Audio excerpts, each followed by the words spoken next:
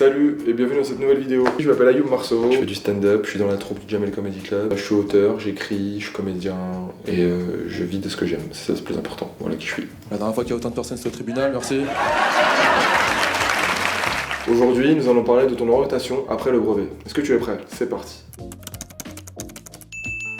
Et la toute première chose à faire, c'est d'apprendre à te connaître. Ça peut paraître banal, mais tout commence par là. Tu es unique, il n'y a qu'un seul exemplaire comme toi. Souviens-toi, être le meilleur est bien, car tu es le premier. Être unique est encore mieux, car tu es le seul.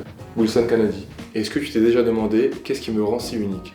Intéressant. Eh bien c'est le moment de te poser la question pour savoir qui es-tu réellement et ce que tu veux vraiment. C'est parti pour une petite série de questions.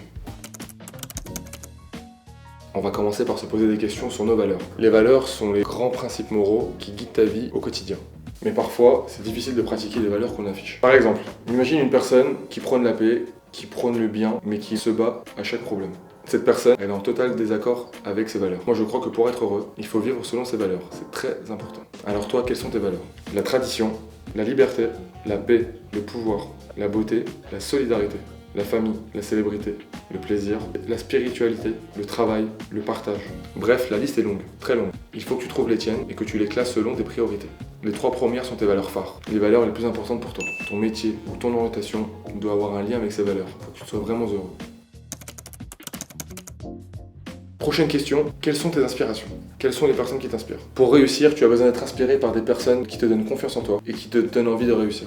Parfois, les conseils des personnes autour de toi te découragent et te donnent pas assez confiance en toi. Quoi? Mais tu rêves, c'est pas fait pour toi, tu n'y arriveras jamais. Peu importe ce que tu entends, garde confiance en toi. Pour avoir confiance en toi, inspire-toi de personnes que tu admires et qui te motivent, qu'elles se célèbrent ou pas. Et rappelle-toi bien de cette citation de Mark Twain. Ils ne savaient pas que c'était impossible, alors ils l'ont fait. Maintenant, tu vas te poser des questions sur tes atouts. Et pour savoir quels sont tes atouts, il faut partir à la recherche de tes compétences.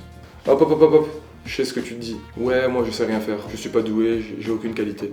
Faux! Tu es bourré de compétences sans le savoir. Une compétence est ta capacité à agir dans des conditions données. Tu vas entendre parler des compétences toute ta vie, car c'est un élément qu'on te demande sur ton CV. Ou lors d'un entretien professionnel. Il y en a que tu vas développer au fur et à mesure, mais il y en a d'autres que tu as déjà et qui sont déjà présentes en toi. Pour les identifier, il faut que tu fasses la différence entre soft skills, hard skills. Soft skills, ce sont les compétences de comportement. Par exemple, l'esprit d'équipe, l'autonomie, la capacité d'adaptation. Hard skills, ce sont les compétences techniques. Comment savoir dessiner, réaliser des vidéos, organiser un événement, etc. etc. Alors toi, c'est quoi tes soft skills et tes hard skills? Tout le monde a des capacités différentes et elles sont toutes utiles à quelque chose. Il suffit juste de trouver à quoi. Le grand Albert Einstein le savait bien quand il l'a dit, tout le monde est un génie. Mais si vous jugez un poisson sur ses capacités à grimper un arbre, il passera sa vie à croire qu'il est stupide.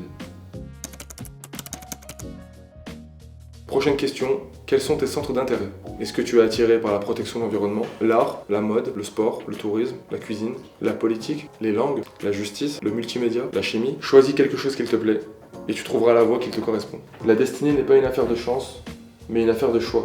William Jennings Bryan. Voilà, tu en sais davantage sur toi. À présent, tu es prêt à te lancer dans ta nouvelle vie de lycéen, qui t'ouvrira une infinité de portes. N'oublie jamais que ton orientation doit te ressembler et que tu es absolument unique. Maintenant que tu te connais un peu mieux, il est temps que je t'explique les différentes formations après le brevet. En fonction du domaine et du métier qui t'intéresse, tu suivras soit la voie générale et technologique, soit la voie professionnelle. Pour la voie générale et technologique, le lycée dure 3 ans. Ces filières t'aident à faire des études supérieures à l'université ou dans les grandes écoles. En bac technologique, tu dois choisir une série. Tu étudies en mode projet et tu te destines à poursuivre des études 2 ou 3 ans après le bac ou voire plus si affinité. En bac général, tu as plus de théorie et tu te destines à faire des études plus longtemps. La première année, tu devras choisir 3 spécialités parmi les arts, l'écologie, l'agronomie et territoire, le numérique et les sciences informatiques, les sciences économiques et sociales, les sciences de la vie et de la terre, les langues, culture et littérature étrangère, et les maths. Ensuite, lors de la deuxième année, tu devras dire bye bye à une de tes spécialités pour en garder que 2 et passer des évaluations.